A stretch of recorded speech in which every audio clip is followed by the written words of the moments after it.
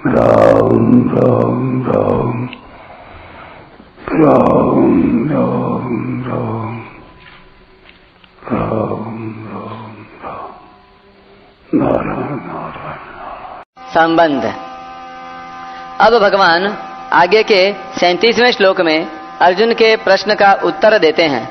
श्री भगवान उवाच काम एष क्रोध एष रजो गुण समुद्भवः महाशनो महापाप्मा वेद्येन मिह वैरिणम्। श्री भगवान बोले, रजोगुण से उत्पन्न हुआ यह काम ही क्रोध है। यह बहुत खाने वाला और महापापी है। इस विषय में तू इसको ही वैरी जान। व्याख्या। रजोगुण समुद्भवः। आगे 14वें अध्याय के 7वें श्लोक में भगवान कहेंगे कि तृष्णा यानी कामना और आसक्ति से रजोगुण उत्पन्न होता है, और यहाँ यह कहते हैं कि रजोगुण से काम उत्पन्न होता है। इससे यह समझना चाहिए कि राग से काम उत्पन्न होता है और काम से राग बढ़ता है। तात्पर्य यह है कि सांसारिक पदार्थों को सुखदायी मानने से राग उत्पन्न होता है, जिससे अंतःकरण में उनका महत्व दृढ़ हो जाता है। फिर उन्हीं पदार्थों का संग्रह करने और उनसे सुख लेने की कामना उत्पन्न होती है। पुनः कामना से पदार्थों में राग बढ़ता है। यह क्रम जब तक चलता है तब तक पाप कर्म से सर्वथा निवृत्ति नहीं होती। काम एष क्रोध एष, मेरी मन चाही हो यही काम है। इस पर एक टिप्पणी। इदम में स्याद् इच्छा काम शब्दिता। यह मुझे मिल जाए, यह मुझे मिल जाए, इस प्रकार की इच्छा काम कहलाती है।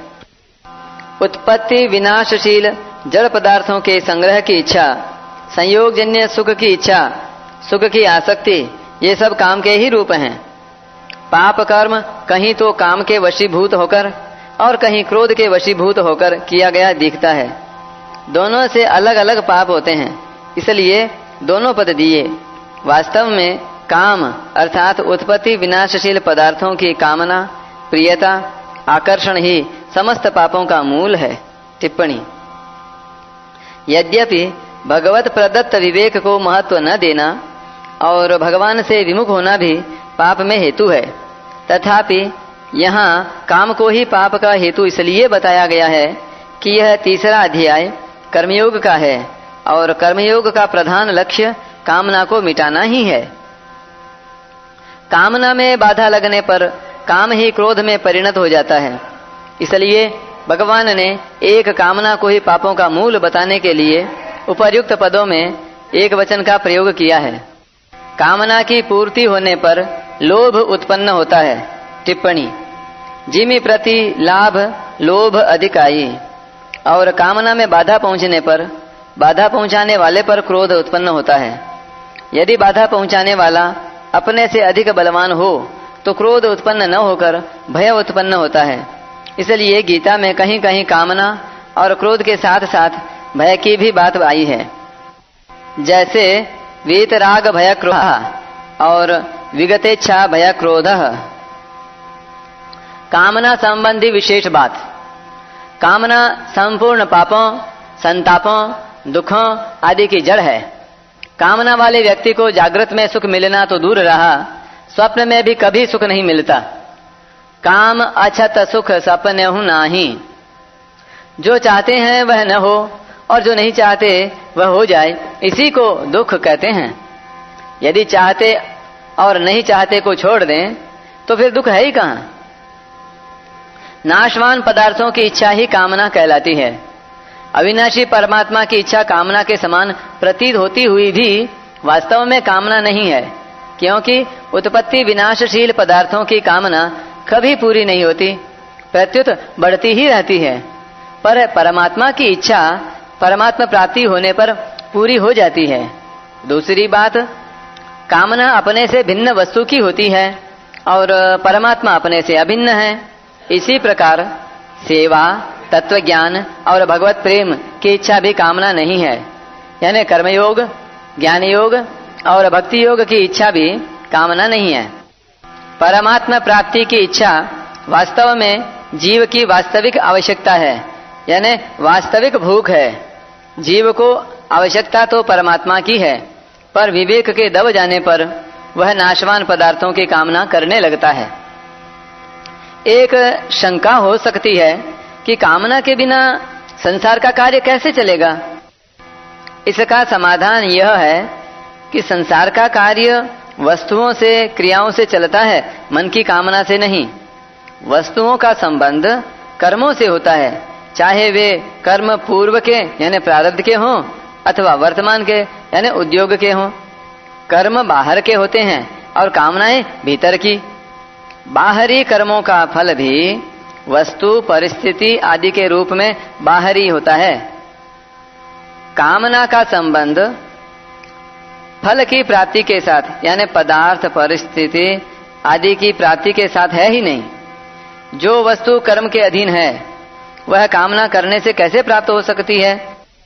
संसार में देखते ही हैं कि धन की कामना होने पर भी लोगों की दरिद्रता नहीं मिटती।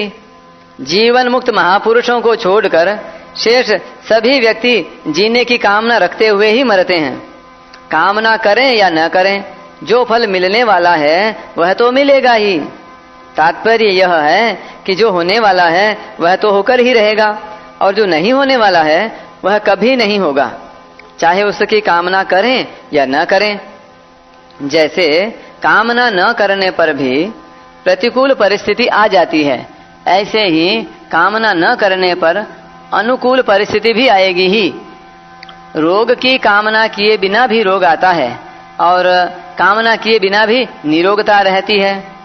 निंदा अपमान की कामना न करने पर भी निंदा अपमान होते हैं और कामना किए बिना भी प्रशंसा सम्मान होते हैं। जैसे प्रतिकूल परिस्थिति कर्मों का फल है, ऐसे ही अनुकूल परिस्थिति भी कर्मों का ही फल है। इसलिए वस्तु, परिस्थिति आदि का प्राप्त होना अथवा न होना कर्मों से संबंध रखता है, कामना से नहीं। कामना तात्कालिक सुख की भी होती है और भावी सुख की भी। भोग और संग्रह की इच्छा तात्कालिक सुख की कामना है और कर्म फल प्राप्ति की इच्छा भावी सुख की कामना है। इन दोनों ही कामनाओं में दुख ही दुख है, कारण कि कामना केवल वर्तमान में ही दुख नहीं देती, प्रत्युत भावी जन्म में कारण होने से भविष्य में भी दुख देती है। इसलिए इन दोनों ही कामनाओं का त्याग करना चाहिए। कर्म और विकर्म यानी निषिद्ध कर्म दोनों ही कामना के कारण होते हैं। कामना के कारण कर्म होते हैं और कामना के अधिक बढ़ने पर विकर्म होते हैं। कामना के कारण ही असत में आसक्ति दृढ़ होती है। कामना न रहने से असत से संबंध विच्छेद हो जाता है।